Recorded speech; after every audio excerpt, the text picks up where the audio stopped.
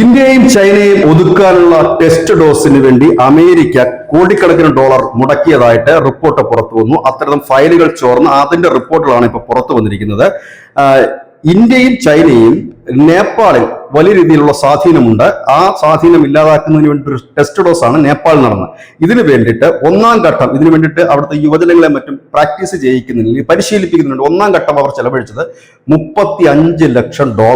ഇത് അമേരിക്കയുടെ USNED വഴിയും IRI എന്ന് പറയുന്ന ഒരു സ്ഥാപനം വഴിയുമാണ് ഇത്രയും പണം ഇങ്ങോട്ടേക്ക് നേപ്പാളിലേക്ക് ഇറക്കുന്നത്. 2021 ഇത്. 21 ജൂലൈ മുതൽ 22 ജൂൺ വരെ ഈ പദ്ധതി അവിടെ നടത്തി. അതായത് ഈ പദ്ധതിയുടെ പേര് അവർ ഇട്ടിരിക്കുന്നത് യുവ നേതൃത്വം സുതാര്യ നയം എന്നൊരു പ്രോഗ്രാം നടപ്പാക്കാനാണ് ഈ പണം അനുവദിച്ചത് എന്നാണ് ഇതിൽ കാണുന്നത്. ഇതിൽ പറയുന്ന കാര്യങ്ങൾ പ്രതിഷേധ പരിപാടികൾ സംഘടിപ്പിക്കുക, അതുപോലെ തന്നെ തന്ത്രങ്ങൾ മെനയുക, ഇവർക്ക് വേണ്ട പരിശീലനം, എങ്ങനെയാണ് പ്രക്ഷോഭം നയിക്കേണ്ടത് എന്നൊക്കെയുള്ള പരിശീലനം നൽകുക, പൊതു ഇടങ്ങളിൽ പ്രസംഗിച്ച് ആൾക്കാരെ ഈ ആവേശം കൊള്ളിക്കുക, ഒപ്പം തന്നെ തന്ത്രപരമായുള്ള സന്ദേശങ്ങൾ പരസ്പരം അയക്കുന്നതിന് വേണ്ടിയിട്ടുള്ള പ്ലാറ്റ്ഫോമുകൾ തയ്യാറാക്കുക, അത്തരത്തിൽ പരിശീലനം നേടുക, ഒപ്പം തന്നെ ഈ സോഷ്യൽ മീഡിയയിൽ അടക്കം സർക്കാരിന് എതിരെയുള്ള വാർത്തകളും സന്ദേശങ്ങളും പ്രചരിപ്പിക്കുക തുടങ്ങിയ ഇതിനു വേണ്ടിയിട്ടാണ് ആദ്യഘട്ടമായി $35 ലക്ഷം ഈ ചൈനയിലെ യുവാക്കൾക്കിടയിൽ, യുവ സംഘടനകൾക്കിടയിൽ നൽകിയത്. അതിനുശേഷമാണ് പിന്നീട് 2022 മെയ് മാസത്തിൽ $402.7 മില്യൺ നൽകി.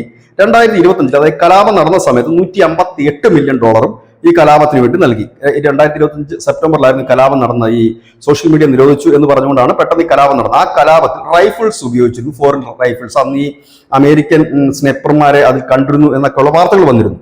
ഒപ്പം തന്നെ ഈ ഫിലിപ്പീൻസിലും ഇന്തോനേഷ്യയിലും മെക്സിക്കോയിലുമൊക്കെ സമീപകാലത്ത് നടന്ന പ്രക്ഷോഭങ്ങളുടെ വൺ പീസ് എന്ന അനിമേറ്റഡ് ജോ റോജർ പതാകയും ഈ നേപ്പാൾ കലാപത്തിന് ഉയർത്തിയിരുന്നു.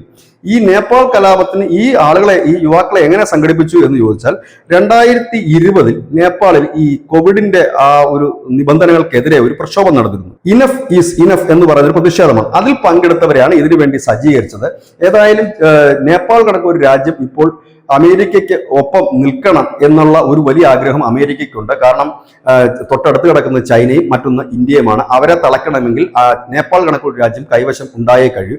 അതിനു വേണ്ടിയിട്ട് ആദ്യം തന്നെ നേപ്പാളിൽ നിന്ന് ഇന്ത്യയും ചൈനയും അകറ്റി നിർത്തുന്നതിന് വേണ്ടിയിട്ടാണ് ഈ കലാപം ആസൂത്രണം ചെയ്തത് എന്ന് ഇതിൽ നിന്ന് ഇപ്പോൾ വ്യക്തമാകുന്നു. ന്യൂസ് ഡെസ്ക് ന്യൂസിന്റെ മലയാളം.